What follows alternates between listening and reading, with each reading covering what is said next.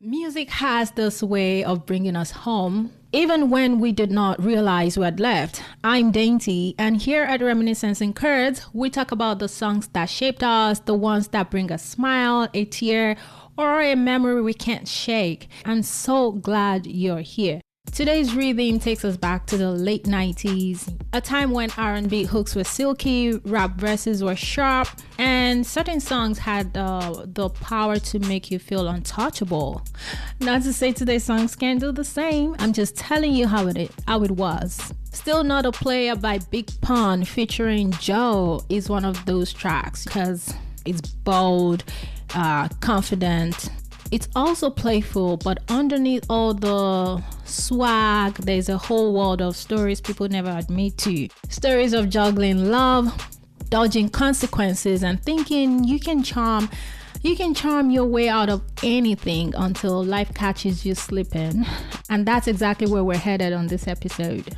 So let me tell you this, I actually have 3 memories tied to this song, but today I'm only sharing 2.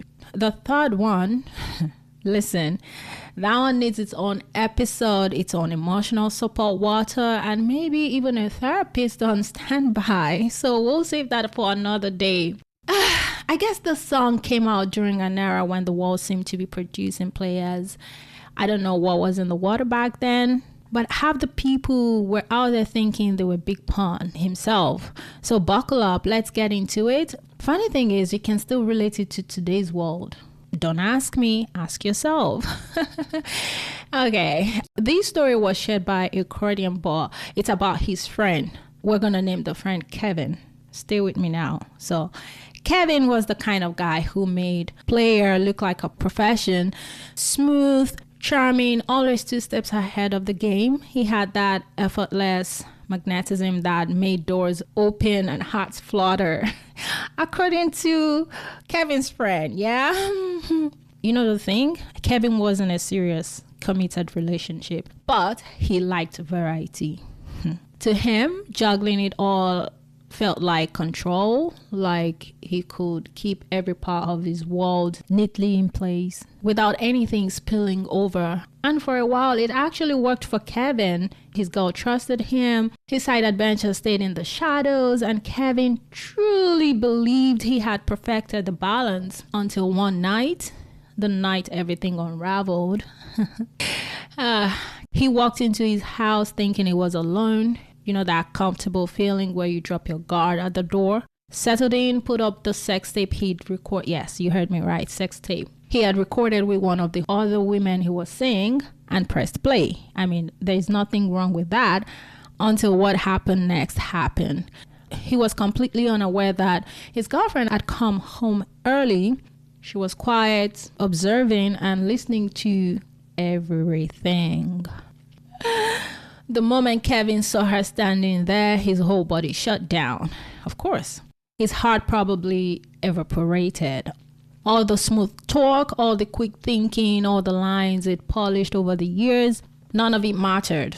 It couldn't even form a single excuse because what lie could he have possibly told that would have made sense? It wasn't me? Maybe. Anyways, there was no angle, no comeback. Obviously, not even her charm strong enough to rewrite what she had just heard with her own ears and seen with her eyes. The girlfriend did not even yell, nor argued, nor did she ask questions. She simply walked away quietly, and somehow that silence cut deeper than any confrontation ever could.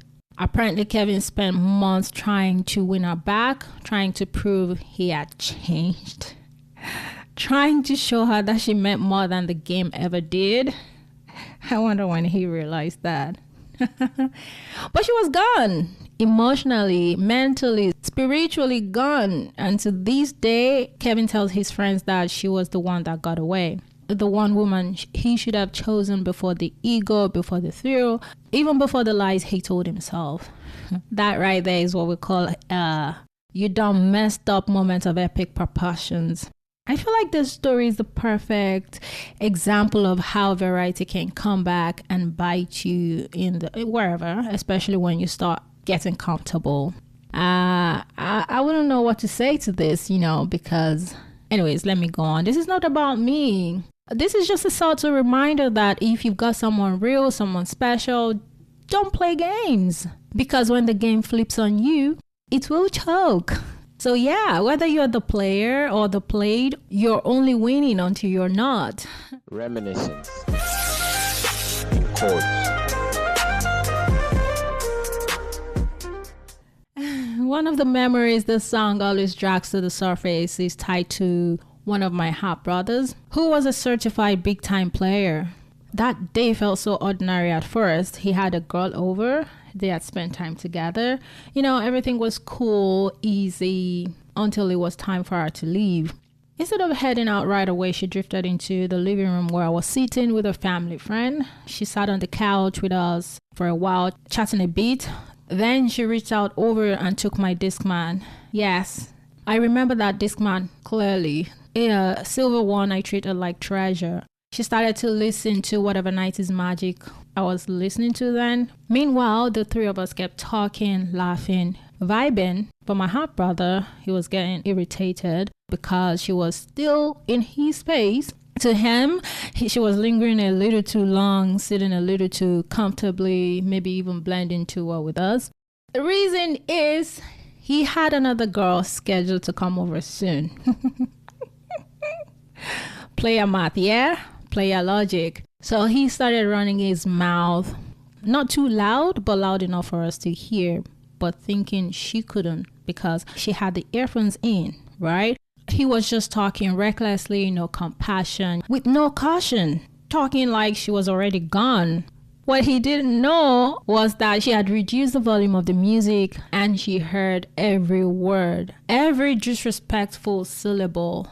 I guess she let him finish tearing her down for no reason. She stood up, took out the earphones. She delivered a curse out so sharp it sliced the whole room in half. Of course, we were all surprised. And that was it. Another heart left unread. Another name added to the list of women he should have treated better. Another cold reminder of what happens when someone thinks they can play people without consequences. Cold world.